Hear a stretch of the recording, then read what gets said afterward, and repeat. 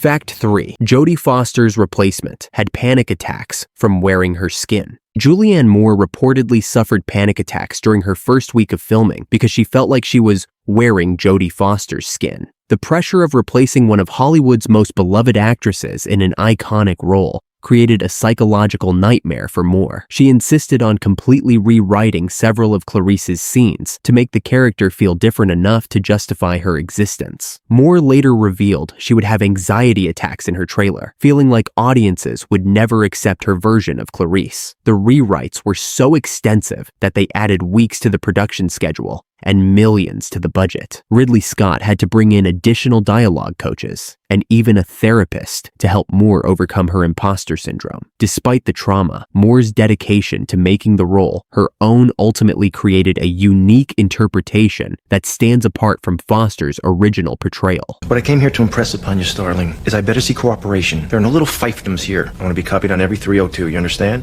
If you work with me? Fact 4. Gary Oldman was so unrecognizable, he demanded to stay anonymous. Gary Oldman went completely uncredited in the film, despite playing the main villain, Mason Verger, making him one of the most expensive unknown actors in cinema history. The transformation was so extreme that Oldman's own mother couldn't recognize him at the premiere. His makeup artist revealed the first thing he said was, "Can we stretch the face more?" The prosthetic process took 6 hours daily, and Oldman couldn't eat solid food while wearing the elaborate facial appliances. He had to consume all meals through a straw, leading to a 15-pound weight loss during filming. The anonymity wasn't about ego. Oldman genuinely believed audiences wouldn't connect the performance to him, allowing for a more authentic viewing experience. His commitment was so total that he stayed in character between takes, speaking in Verger's disturbing whisper even during lunch breaks. You know, I thank God for what happened. It was my salvation. Have you accepted Jesus, Agent Starling? Do you have faith?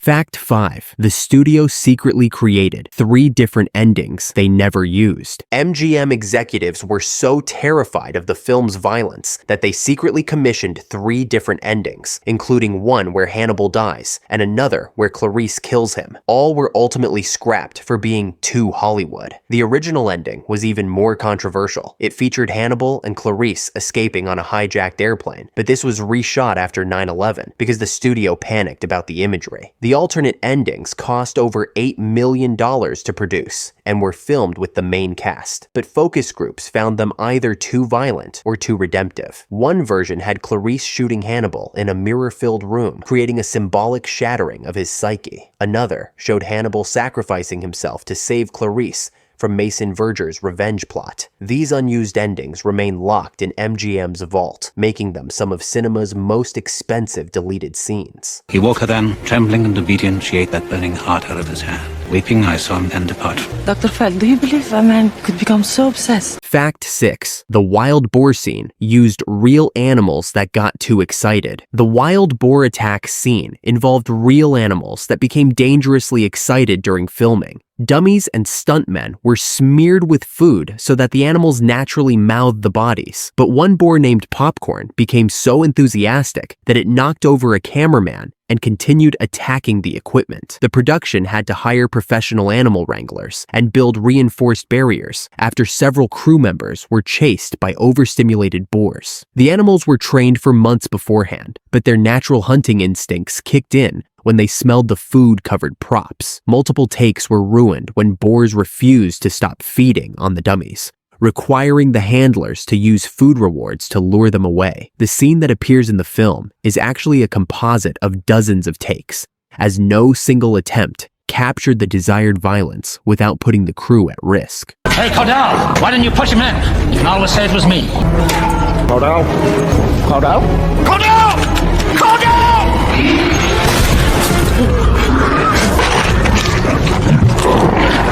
Fact 7. Jodie Foster refused to return. Because of a controversial love story, Jodie Foster refused to return as Clarice Starling because she was horrified by the novel's original ending, where Hannibal and Clarice become lovers and flee to Argentina. Foster felt this completely betrayed the character she'd created, leading to one of the most expensive casting replacements in Hollywood history. Her departure wasn't just about artistic integrity. She genuinely believed The romantic subplot would undermine everything Clarice represented as a strong, independent FBI agent. The studio offered Foster unprecedented creative control and a record-breaking salary, but she remained firm in her refusal. Her official excuse was scheduling conflicts with a film called Flora Plum. Foster's decision cost the production an estimated $30 million in delays and recasting. All right, take a look.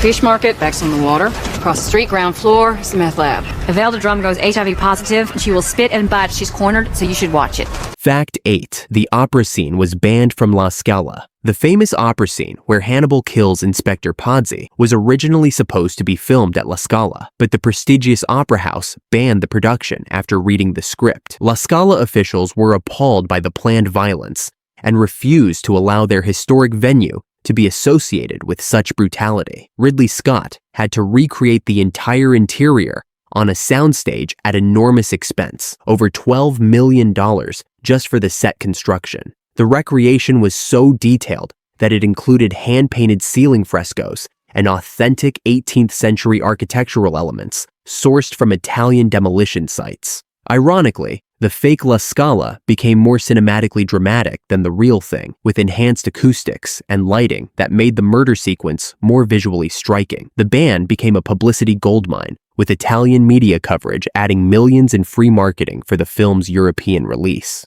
The full balance of the money is payable upon receipt of the doctor alive. Of course, you won't have to seize him yourself. I prefer to stay involved, make sure things go right. Professionals will see to that. I am a professional. Fact 9. Hans Zimmer created anti-music to torture audiences. Hans Zimmer didn't just compose music for Hannibal. He created anti-music, literal sonic torture designed to make audiences physically uncomfortable during violence scenes. Zimmer used frequencies specifically chosen to trigger anxiety and nausea, including subsonic bass notes that vibrate internal organs. The Mason Verger theme became more perverted as the film progressed, incorporating discordant elements that psychologically prepared viewers for horror. Theater sound engineers reported that audiences would physically recoil during certain scenes, even before any violence appeared on screen. Zimmer recorded actual sounds of medical procedures and slaughterhouses, then manipulated them into the orchestral arrangements. The composer later admitted he went too far with some tracks, creating music so disturbing that he couldn't listen to his own work at home. Several tracks were deemed too intense for the official soundtrack release. It's all right with you. I think I'd rather not. Rather not, or will not. Fact 10. The studio almost made Hannibal without Hannibal Lecter. The studio originally wanted to make Hannibal without Hannibal Lecter himself after executives panicked about Anthony Hopkins' asking price. They seriously considered creating a Clarice-only sequel focused on her hunting other serial killers, until someone realized they'd basically have a very expensive FBI procedural. Hopkins was demanding $15 million plus profit participation, making him one of the highest-paid actors of 2001. Studio executives explored having other actors play Lecter in flashbacks, or using CGI to create a younger version. They even considered killing off Lecter in the opening scene and making the film about Clarice investigating his death. The Lecterless version got as far as script development, with pages of dialogue explaining his absence. Only when test audiences reacted negatively to the concept did MGM realize that Hannibal without Hannibal was commercial suicide. Sit down. Clarice, love the dress. Beautiful. What do you think? Oh, nice. Nice. Yeah.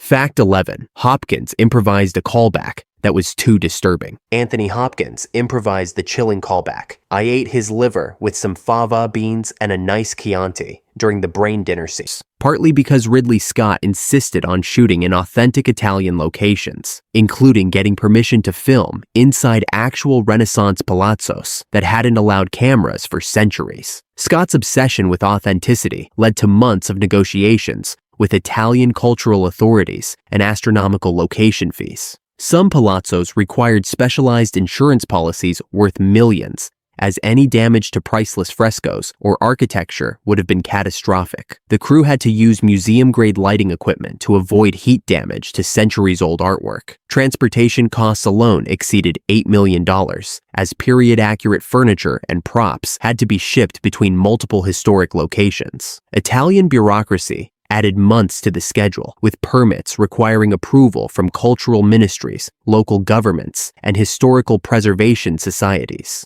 The authentic locations created stunning visuals, but nearly bankrupted the production. Yes, good, thank you. And are his men waiting for me outside? Was there a single blink? Oh, you're confused.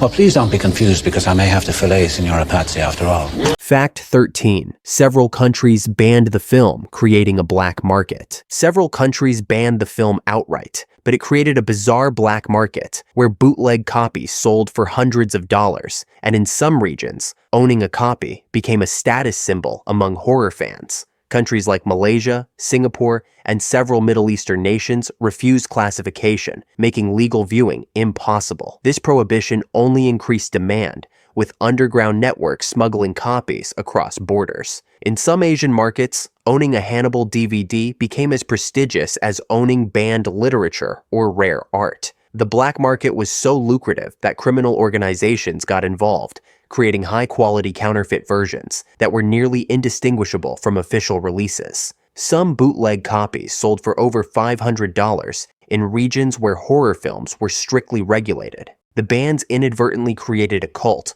following that lasted years, with fan clubs meeting in secret to watch smuggled copies. Hello, Agent Starling. Hello, Agent Starling. I always wanted to watch you eat.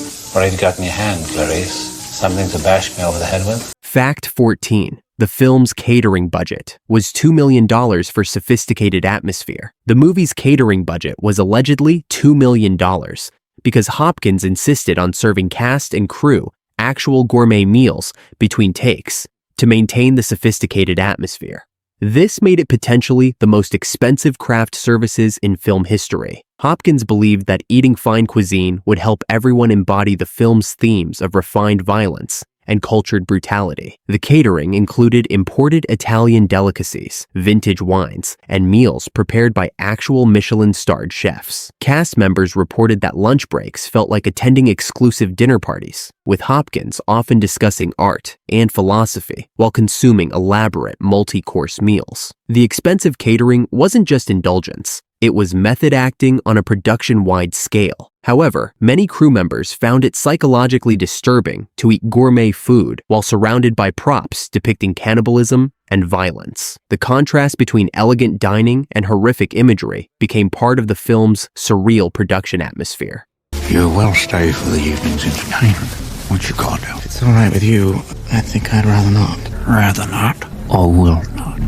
Fact 15. Thomas Harris disowned his own adaptation. Thomas Harris, who wrote the original novel, publicly disowned the film adaptation and has refused to write any more Hannibal stories, partly because he was so disturbed by how the movie made cannibalism beautiful. This effectively ended one of horror's most profitable franchises because its own creator got too scared. Harris felt the film glamorized violence in ways his book never intended, creating aesthetic beauty around acts of brutality. The author was particularly disturbed by the film's color palette and cinematography, which he felt transformed horror into art in deeply problematic ways. His disavowal wasn't just artistic disagreement.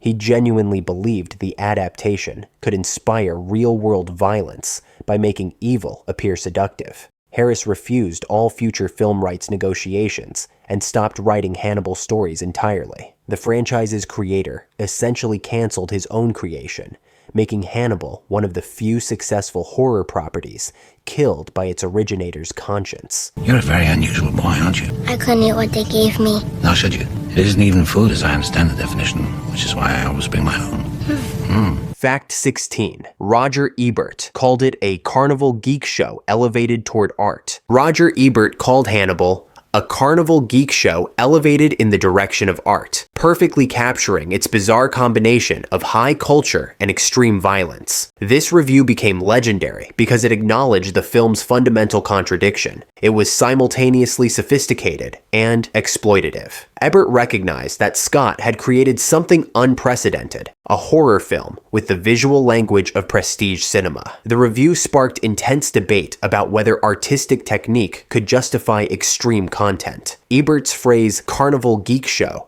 referenced the film's sensationalist elements, while elevated toward art, acknowledged Scott's directorial craftsmanship. This duality became central to critical discussions about the film's legacy. The review was so influential that it shaped academic analysis of the movie for decades. Ebert later admitted he was conflicted about his own reaction, unsure whether he was praising technical excellence or justifying moral compromise. His family's political contributions may not be enough to buy a senator, but they are enough to rent him from time to time. There's no reason to go through that again if he really does have something. Fact 17. FBI behavioral analysts walked out of the premiere. The film's premiere featured actual FBI behavioral analysts as guests, and several reportedly walked out during the brain scene, with one allegedly fainting. The FBI later used clips from the movie in training videos about what not to do during serial killer investigations. The Bureau's participation was intended as a publicity stunt, showcasing the film's procedural accuracy.